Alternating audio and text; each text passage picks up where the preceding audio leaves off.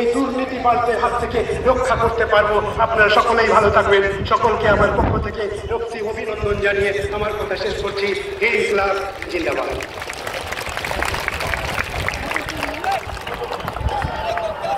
এই সমাবেশে শ্রমিক কৃষক ক্ষেত মজুরের সঙ্গে হাজার হাজার বস্তিবাসী উপস্থিত হয়েছে।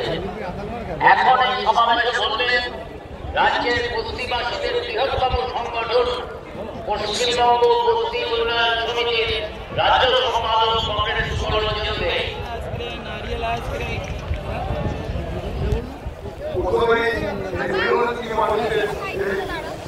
সমাবেশকে বস্তিবাসীদের পক্ষ থেকে ধন্যবাদ।